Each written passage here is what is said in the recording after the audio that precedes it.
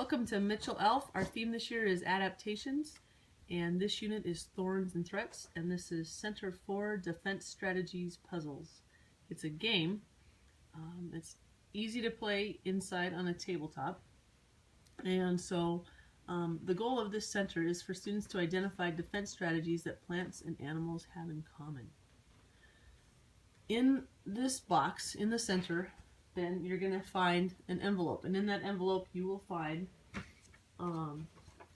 a key that helps you talk about the defense strategies that the animals and the plants have in common that go with the puzzles, and you will find the puzzle pieces, which I have laid out here to demonstrate, and you will also find a bunch of photographs that we'll use towards the end of this center.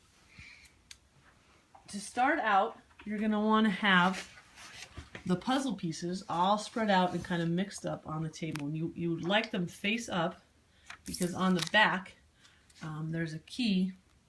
It says, like this one says A, and so if you have these turned over like this, then all the A ones go together and so on and so forth. So you want them all face up, and then you're going to talk to the students about, maybe start out by brainstorming really quick, and especially if it's the first rotation, what kind of defenses animals and plants might have. And if they've already done a bunch of rotations, then that brainstorming will probably be pretty short, but if they haven't, you might spend a little bit of time on that, just to make sure to get them thinking about what they're supposed to be looking for. So after you've put all the puzzle pieces on the table, ask this, and you've talked about what defenses animals and plants might have to keep themselves from being hunted or trampled on, have the students work together,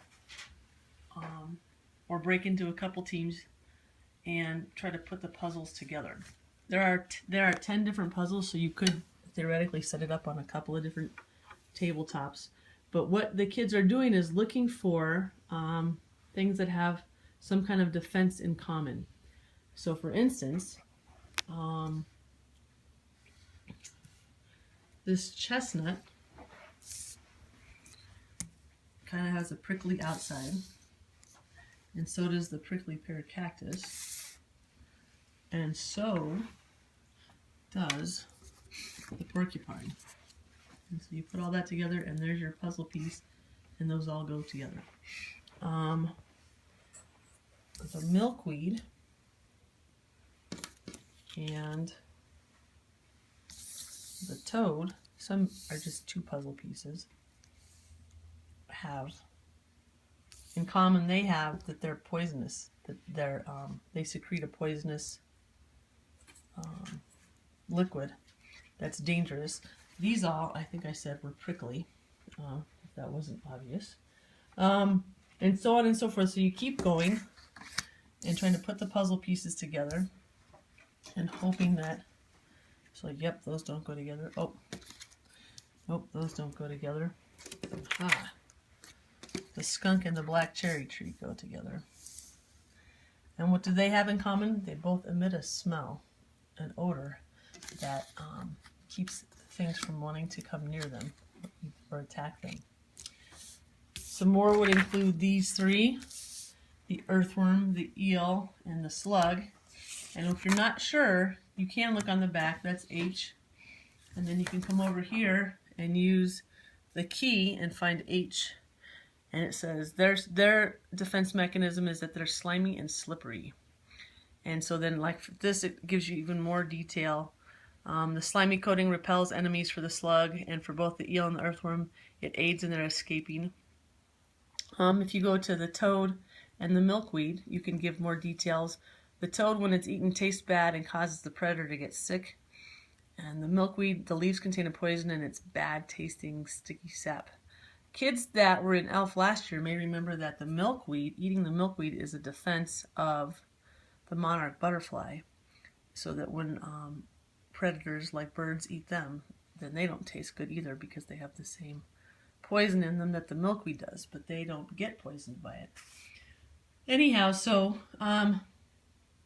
you'll have the students go through and put the puzzles together, and then ask them to share with you why they think those that plant and that animal go together, what defense they have in common. And you can talk about that as a group, and maybe talk about how they actually perform that defense, if you can get some of the older kids to go that far. And then you can ask students if they can think of any additional strategies. We've listed some on the outline. And in addition to that, you can then turn over and go to the photographs and have the students go through the photographs as a group, or hand to the older kids, you could hand them each a photograph and have to report back to the group about what the defense strategies are. And as you go, you can be writing down all these different defense strategies on a whiteboard, or a piece of paper that you can get in the class. All the teachers have whiteboards in their classrooms, so you could just ask to borrow one and ask to borrow some dry erase markers, and kind of keep track of the defense strategies that different animals and different plants have and that they share. Let's see. And like I said, there are additional strategies that aren't on the puzzle pieces that'll help guide with some of these. For instance, the possum plays dead, and that's its defense strategy. And some of the kids will know that, some of them might not. The octopus can camouflage itself to the bottom of the ocean. I don't know if that defense strategy is talked about with the puzzles or not. Anyhow, so you're basically just going through and getting the kids to start thinking about what some defense strategies are and what defense strategies animals and plants have in common, and how they use those to protect themselves from predators and adapt to survive. So it's a pretty easy center. The only thing that you need to go with it is getting the whiteboard or some kind of piece of paper and some markers to write down the defense strategies that you guys come up with as a group. If you have any questions, you can email us at mitchellelf@gmail.com, and have fun. Thanks.